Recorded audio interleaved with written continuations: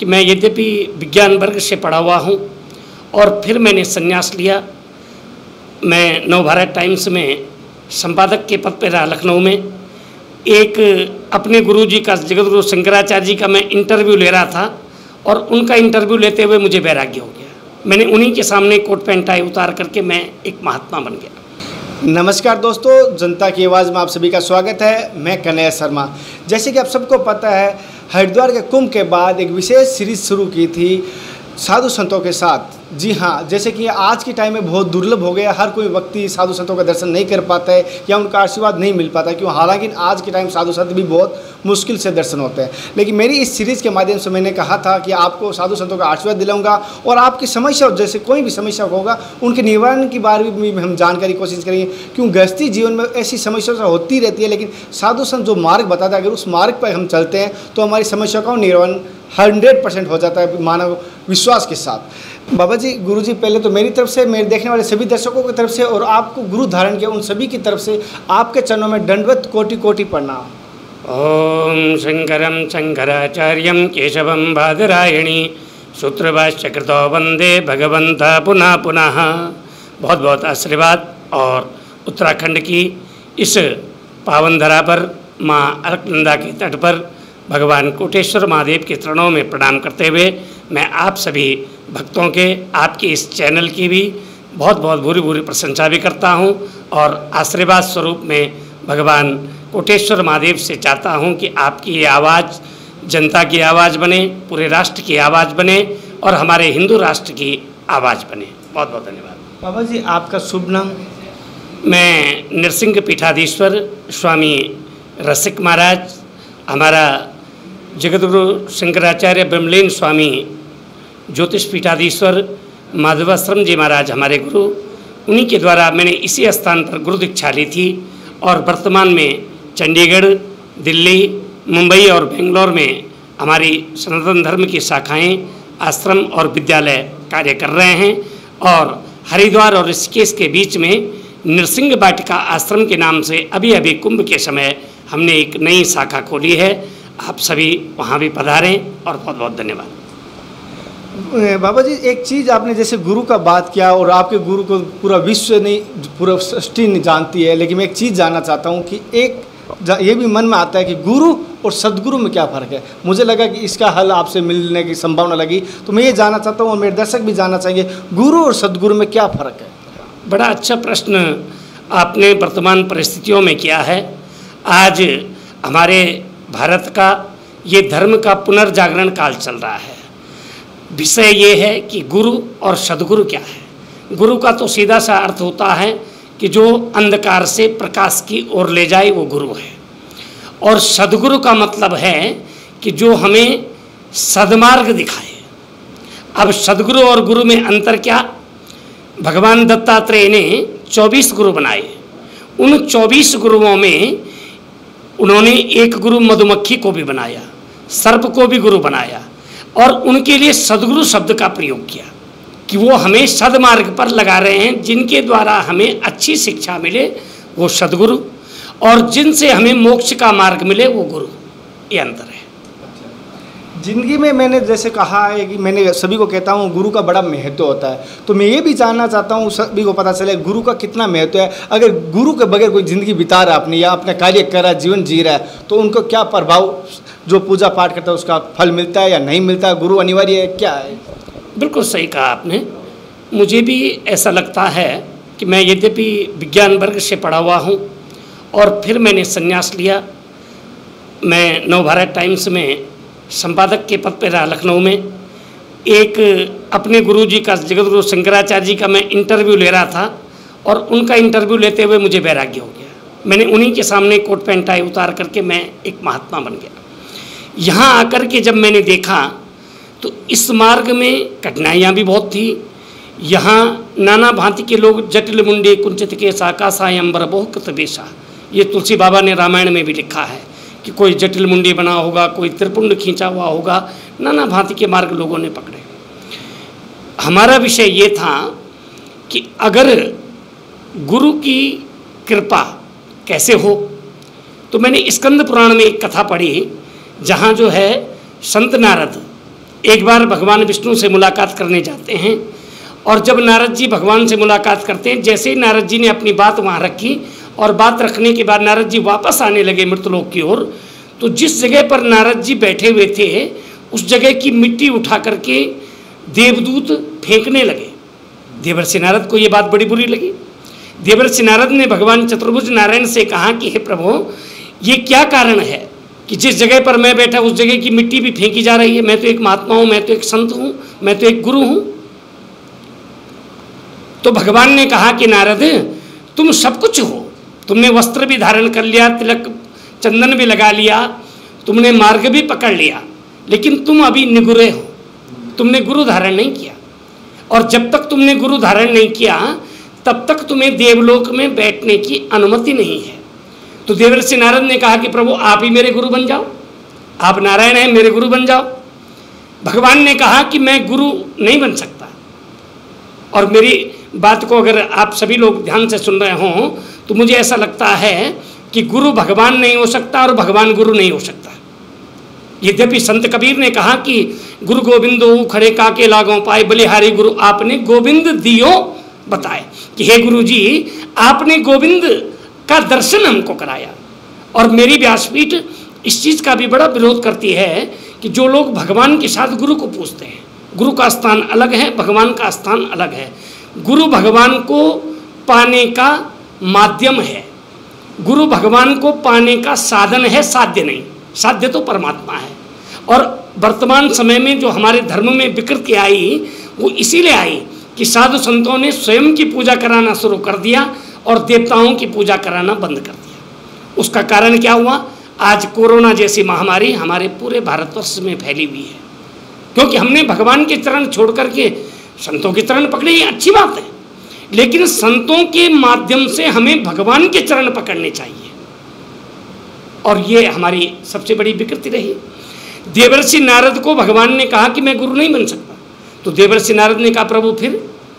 बोले गुरु के लिए तो तुम्हें प्रयत्न करना पड़ेगा, गुरु को ढूंढना पड़ेगा, उसके लिए मेहनत करनी पड़ेगी।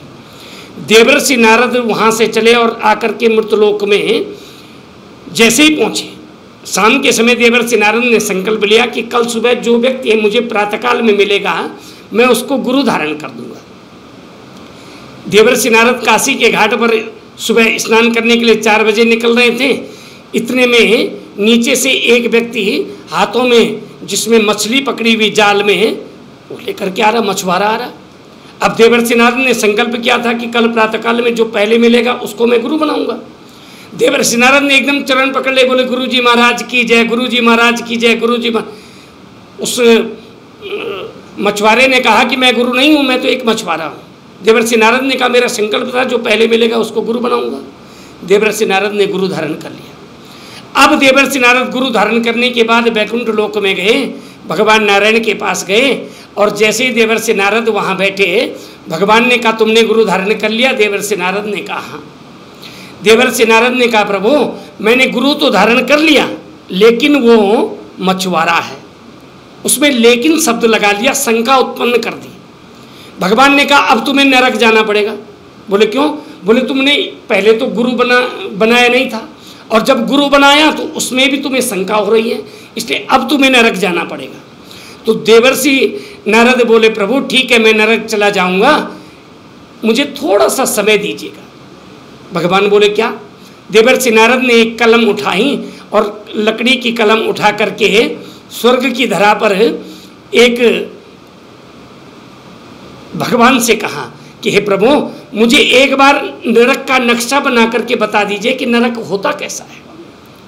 भगवान ने कहा ये तो बहुत सरल बात है, और भगवान नारायण ने वहाँ पर कलम से नरक बना दिया, नरक का चित्र बना दिया। जैसे नरक का चित्र बनाया देवर्षि नारद उस चित्र के ऊपर लेट गए।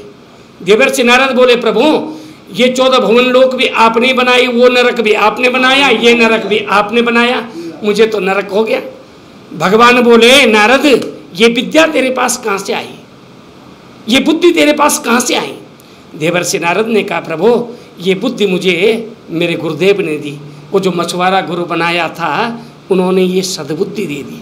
और वहाँ पर देवर्षि नारद के मुख से एक श्लोक निकला उस श्लोक को आप सभी लोग भी श्रवण करें, अपने पूजन में भी इस श्लोक को हमेशा गुरु का ध्यान करते हुए अवश्य बोलें कि अपार संसार समुद्र मध्य समज्जतो ही शरणम किमस्ति गुरु कृपालो कृपया बदेत विश्वेश पादाम्बुज दीर्घ नौका। देवर्षि नारद ने कहा कि हे गुरुदेव, आपने मुझे ऐसी विद्या बताई कि विश्वेश पादाम्बुज दीर्घ नौका, भगवान नारायण के चरणों में जाने के लिए आपने मुझे अपने मंत्र रूपी नाव में बिठा करके मुझे उस विश्वेश्वर पादाम्बुज भगवान के चरण कमलों का दर्शन करा दिया। इसलिए हे गुरुदेव, आपकी जय जयकार हो। बोलिए सद्गुरुदेव महाराज की जय। बहुत बहुत गुरुजी, जैसे कि हालांकि लंबा इंटरव्यू होगा, लेकिन थोड़ा सा एक सवाल और ले लेता हूँ, बाकी मैं अलग कोशिश करूँगा, अगली बार फिर मिलूँगा। कि जैसे आप तो भगवान के नज़दीक बहुत हो, क्योंकि आप तपस्या करते हो और साधना करते हो, सन्यासी हो, लेकिन जो गृहस्थी जीवन वाला है उसको ये बड़ा बाधा होती है, जो कुछ ज़्यादा तक कहूँगा मेरी माताओं में होती है, जिनकी 40 से बाद एज हो जाती है, हमारे पिताओं में भी होती है जिनकी 40-50 एज हो जाती है। वो चाहते हैं कि भक्ति लाइन में कैसे जाएं, या भगवान को कैसे प्राप्त करें, या कौन सा मार्ग चलें, माला जप करें, तीर्थ करें, क्या करें, उनको ये समझ नहीं आ रहा। थोड़ा सा उनको रोशनी डालिए, उनको ध्यान। बहुत ही गूढ़ प्रश्न आपने ये पूछा है, और मेरी भी जिज्ञासा होती थी। मैं आप से, चूँकि आपका मेरा पहला परिचय हो रहा है, तो मैं थोड़ा परिचय भी देना चाहूँगा कि हम लोग जब बीएससी करते थे तो बीएससी में हमें फिजिक्स में वैज्ञानिक इजिक का एक सूत्र था। उस सूत्र में लिखा हुआ था कि एज एवव सो बिलो। जब मैं धर्म मार्ग में आया, जब मैं सन्यासी बना, तो मैंने धर्म मार्ग के आते ही इस सूत्र को उल्टा कर दिया। वैज्ञानिक ने कहा कि एज एवव सो बिलो, ठीक है, और मैंने कहा एज बिलो सो एवव। जैसा ऊपर वैसा नीचे, वैज्ञानिक कहते हैं, और मैंने कहा अध्ययन करके शास्त्रों का, पुराणों का, कि एज बिलो सो एवव, जैसा नीचे है ऐसा ऊपर है। कोई अलग से कोई स्वर्ग नहीं है, कोई अलग से कोई नरक नहीं है, स्वर्ग भी यही है, नरक भी यही है, सब कुछ इस धराधाम पर ही है। कारण क्या है? हमने ध्यान के विषय को जटिल बना दिया। किसी ने कहा तुम्हें 18 पुराण पढ़ने पड़ेंगे तब तुमको भगवान का दर्शन होगा, तो किसी ने कहा कि तुझे सुबह 4 बजे जागना होगा तब जाकर के तुझे भगवान के दर्शन। इतनी जटिल प्रक्रिया परमात्मा की है ही नहीं। तो मैंने इसमें एक बड़ा सरल सूत्र दिया कि हंसिबा खेलिबा करिबा ध्यानम। हंसते खेलते ध्यान को करो, परमात्मा को जटिल मत मानो। परमात्मा हमारे नज़दीक है, हम हंसते खेलते उसका दर्शन करें। हर प्राणी में हम उसका दर्शन करें। अगर कुत्ता भी पानी पी रहा है तो हम ये दर्शन करें कि ये शिव को ही जल चढ़ रहा है। अगर गाय पानी पी रही है, हम ये दर्शन करें ये गौरा जी पानी पी रही है। अगर हमें पत्ते पत्ते में, कण कण में, सब जगह ईश्वर का दर्शन होने लगेगा। और मेरा अपना ये भाव है, मैं सब पे नहीं कहना चाहता, लेकिन मेरा अपना ये भाव है कि सेवा ही परमो धर्मः। सेवा अगर आपने किसी की कर ली, किसी बुजुर्ग की कर ली, अपने बुजुर्ग दंपति की कर ली, घर में अपने वृद्ध माँ बाप की कर ली। मुझे पत्रकारों ने कई बार प्रश्न पूछा कि स्वामी जी क्या भारत में वृद्धाश्रम होने चाहिए? और मेरी नज़र में भारत में वृद्धाश्रम नहीं होने चाहिए, क्योंकि वृद्धाश्रमों की आवश्यकता क्या है? जिस देश में प्रातःकाल उठ के रघुनाथा माता पिता गुरु ना वही माथा, जिस देश में भगवान भी प्रातःकाल में उठ कर के माता पिता को, गुरु को माथा नवाते हों, उस देश में वृद्धाश्रमों की आवश्यकता क्या है? हर बच्चा अपने माँ बाप को भगवान का दर्शन करे, ओम जय जगदीश हरे आरती करे, और उस समय भगवान का चिंतन तो करे ही, अपने माँ बाप का चिंतन भी करे, उनके बारे में भी सोचे। अगर ऐसा हमारे भारत में हो जाएगा, हमारे शास्त्रों ने, पुराणों ने कहा है कि त्वमेव माता च पिता त्वमेव बंधु च सखा त्वमेव विद्या द्रविणम त्वमेव सर्वम मम देव देवा। कि हे परमात्मा, तू माँ भी है, तू पिता भी है, तू गुरु भी है, तू ब्रह्म भी है, तू ईश्वर भी है, त्वमेव सर्वम मम देव देवा। ऐसा मेरा सोचना है। दोस्तों, जैसे कि मैंने आपको साधु संतों की सीरीज में दर्शन करवाया, आशीर्वाद दिलाने की कोशिश की, किस प्रकार की लगी ये कमेंट द्वारा जो बताना, मैं कोशिश करूँगा बाबा जी का, महात्मा जी का एक वीडियो और बनाऊंगा और उसमें मैं कहूँगा दुखों का निवारण की कोशिश करूँगा। जो गृहस्थी जीवन के दुखों का निवारण के लिए मैं विशेष कोशिश करूँगा, लेके आऊँगा। उसमें बताऊँगा आपके घर गृहस्थी में जो दुख है उनका निवारण कैसे हो सकता है और कर्ज से कैसे मुक्ति हो सकती है, वो भी मैं बात जानने की कोशिश करूँगा। मेरे द्वारा दी गई सीरीज किस प्रकार की लगी, कमेंट द्वारा जो बताया। फिर मिलते हैं अगली सीरीज में, तब तक जय हिंद, वंदे मातरम, हर हर महादेव, जय गंगा मैया, जय गुरुदेव।